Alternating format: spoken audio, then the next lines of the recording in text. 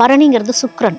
பரணி நட்சத்திரம் வந்து சுக்கிரன் சாரம் வாங்கினது. அப்போ இந்த சுக்கிரனோடைய ஆதிக்கம் எங்கெல்லாம் இருக்கோ அங்கெல்லாம் இந்த மாதிரி பெயர்கள் இருக்கும் அப்படிங்கிறது தான் ஒண்ணு.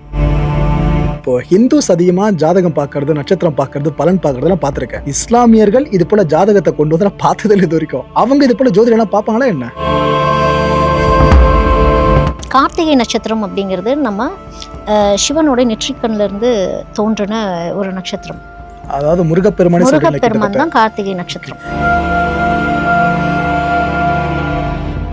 பரணி நட்சத்திரம், இந்த நட்சத்திரத்தை பேஸ் பண்ணி சொல்ல முடியுமா? பரணி நட்சத்திரம் அப்படின்னு பார்த்தீங்கன்னா இந்த அன்டிலா, டைட்டன், இந்த மாதிரி பேர் எல்லாமே வந்து பரணி நட்சத்திரத்தோடைய தலைவர். முகேஷ் அம்பானியோட வீடு. ஆமாம், அல்புடைன். நம்ம வந்து அல்புடைன் அப்படிங்கிறதுலாம் நம்ம பெஹனன் அப்படிங்கிற பேர்லாம் நம்ம கேள்விப்பட்டிருப்போம். அல்புடைன் எல்லாமே அரபிக் கனெக்டடாகவே வரும். பரணிங்கிறது சுக்கிரன். பரணி நட்சத்திரம் வந்து சுக்கிரன் சாரம் வாங்கினது.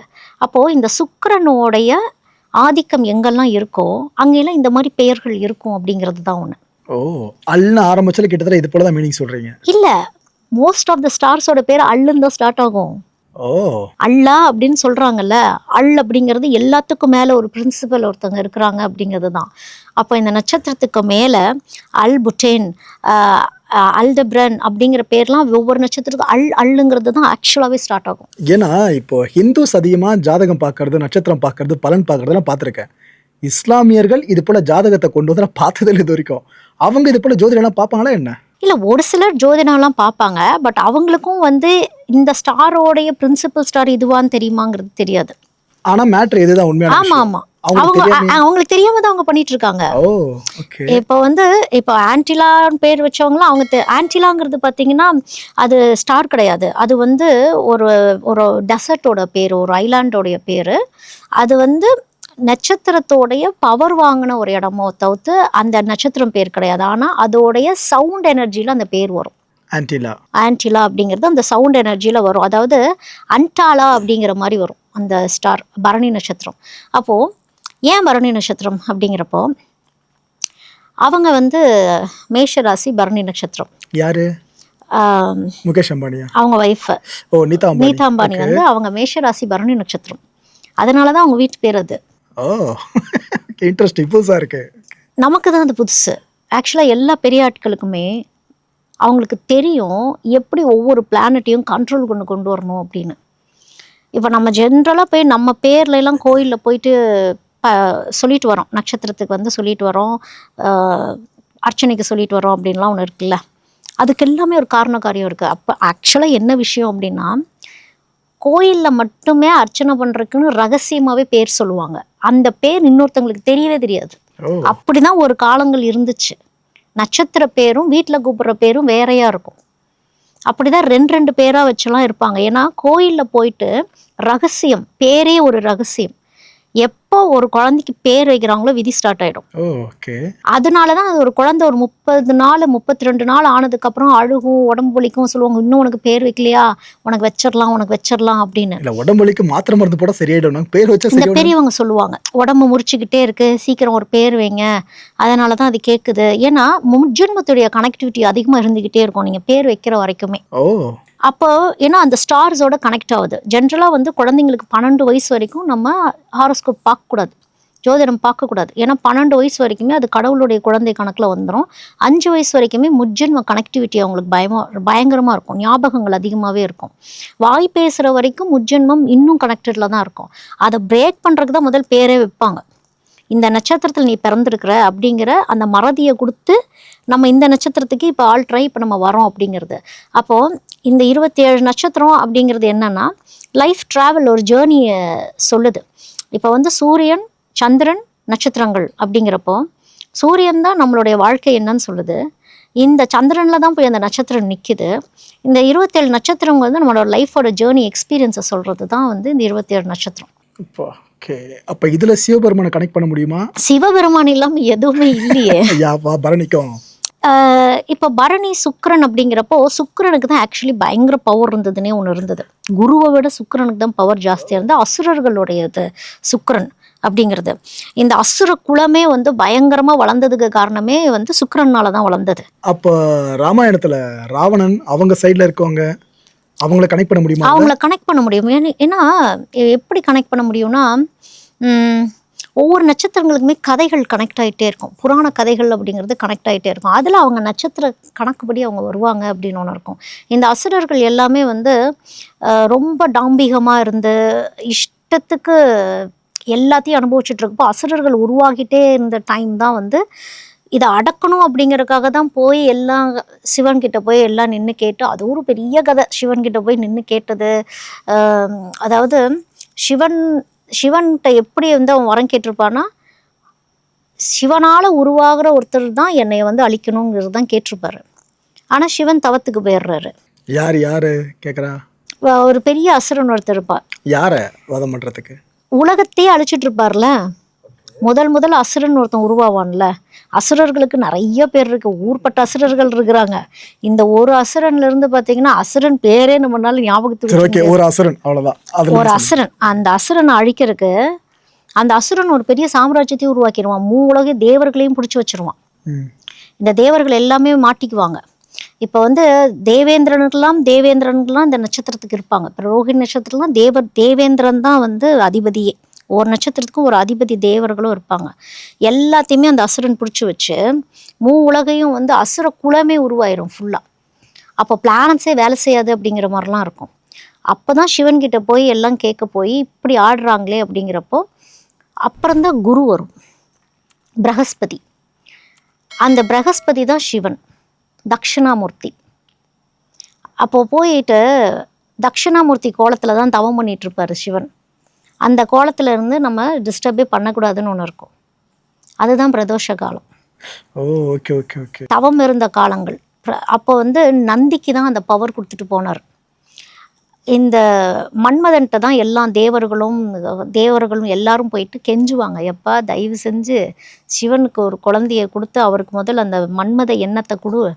நீ தான் வந்து, அதாவது தேவர்களுக்கெல்லாம் 2 ஆயுதம் உலகத்தில் வந்து 2 பெரிய விஷயம் கொடுக்கப்பட்டது. ஒன்று வந்து இந்த ஆயுதம், இந்த கடாயுதம், அது ஒன்று. இன்னொன்று அன்புங்கிறது தான் மன்மதன். இந்த ஆயுதத்தோட ஆயுதம் தான் பெரிய ஆயுதம்.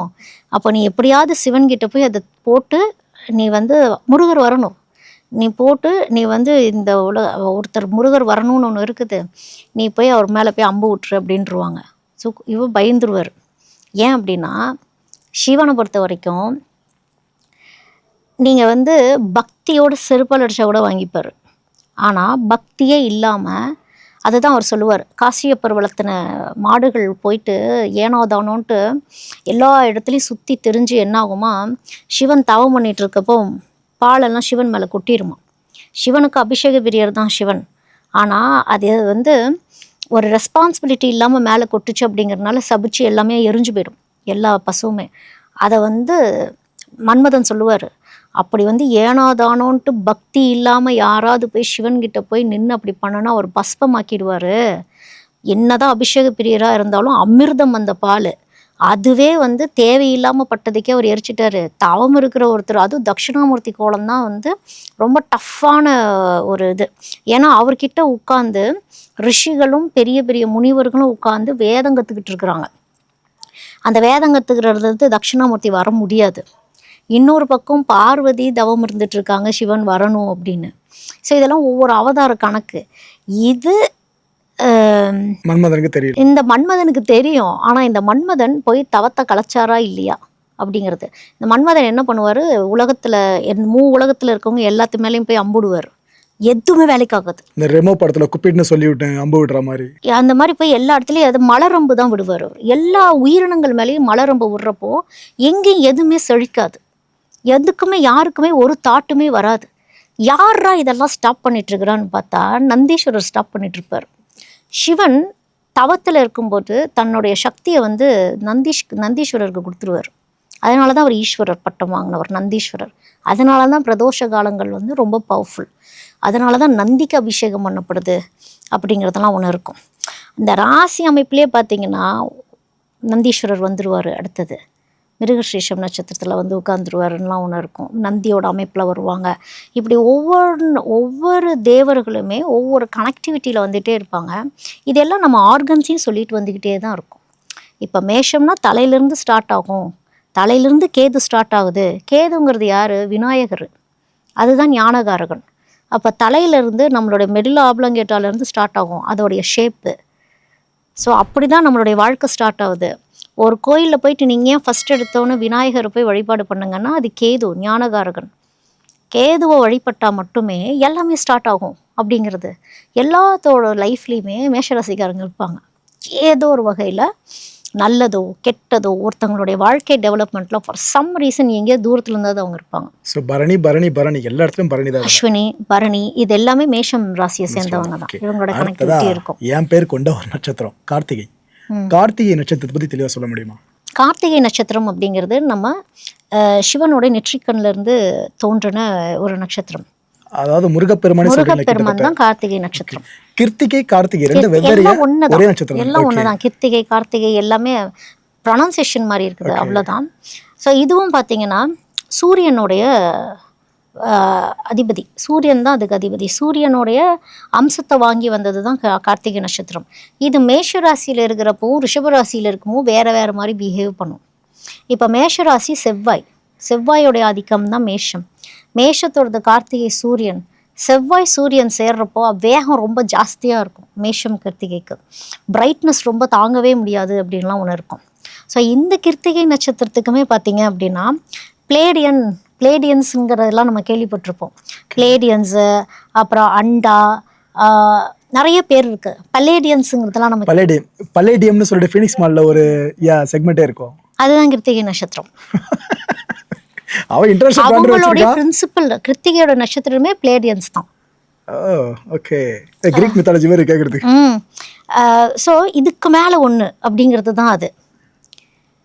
அதுவும் அகெயின் அந்த ஒரு பிரைட்னஸை கொடுக்கக்கூடிய. எனக்கு என்ன கொஸ்டின்னா, இப்போ அந்த பல்லேடியம்ன்ற விஷயத்துக்கு ஒரு டேர்ம் ஒன்று சொல்கிறீங்க. இது நமக்கு தெரியுது, முருகரோட நட்சத்திரம்ப்பா, அதை வச்சு இது கனெக்ட் பண்ணுறாங்கப்பா அப்படின்ட்டு.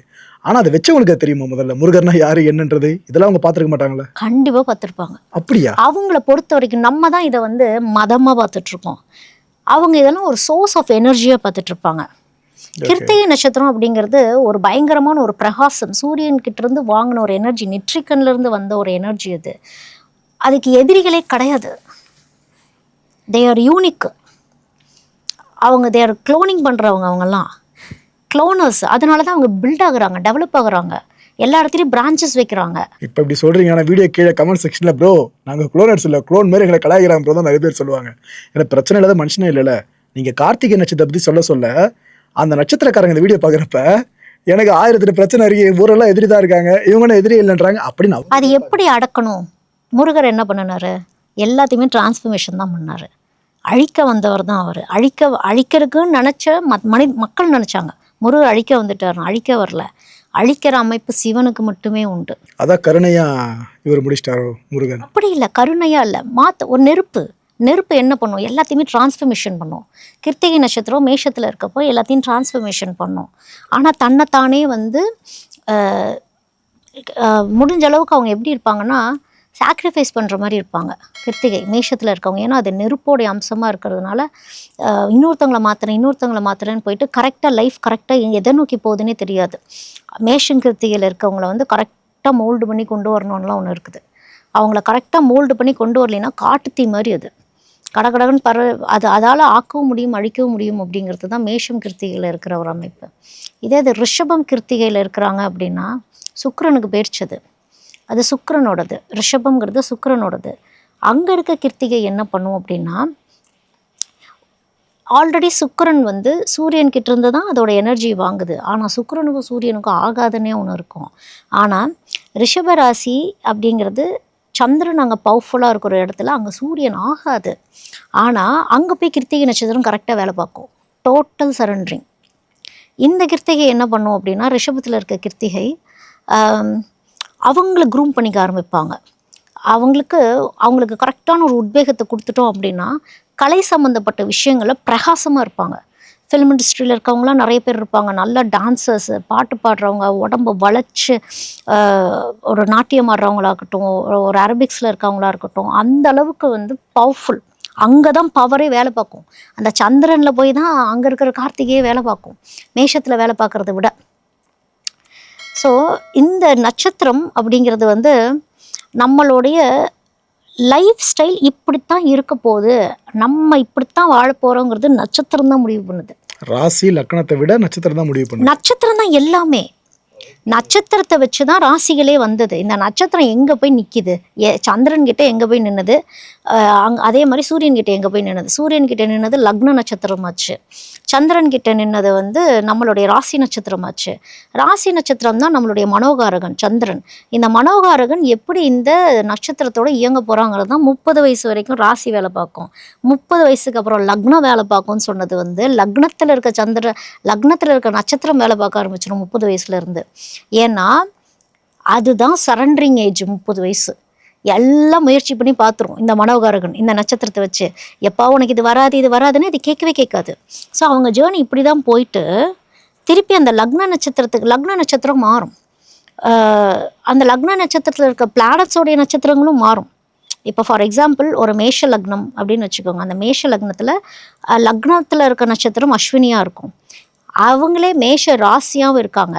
அது பரணி நட்சத்திரமாக கூட இருக்கும் ராசியில். ஸோ ராசியும் லக்னமும் ஒன்றா இருந்தாலும் லக்னத்தோடதும் ராசியோட நட்சத்திரங்களுமே மாறுதுன்னா நம்மளுடைய மனநிலைமையும் லைஃபோடைய பாத்துமே வேறு அப்படிங்கிறது தான். அதோட ஒவ்வொரு பாதங்கள் இருக்குல்ல, பாதங்களே எல்லாத்தையும் மாற்றிடும். ஸோ இவ்வளோ ட்விஸ்ட் அண்ட் டர்ன்ஸ் வந்து ஒரு ஜாதகத்தில் இருக்குது. அப்போது நம்ம போய் என்ன பண்ணுவோம், இந்த நட்சத்திரத்துக்கிட்டே வேண்டிக்கிட்டே இருப்போம். இதோட ஒரு பிரின்சிபல் ஸ்டார்னு ஒன்று இருக்குங்கிறது யாருக்கும் தெரியாது. இப்போ ஒரு சிலர்லாம் சொல்லுவாங்க, நீங்கள் கரெக்டாக இந்த ஸ்பாட்டுக்கு போங்க சரியாயிடுவீங்க, இந்த இடத்துக்கு போங்க சரியாகுங்கன்னா அதுதான் அந்த லொக்கேஷன்.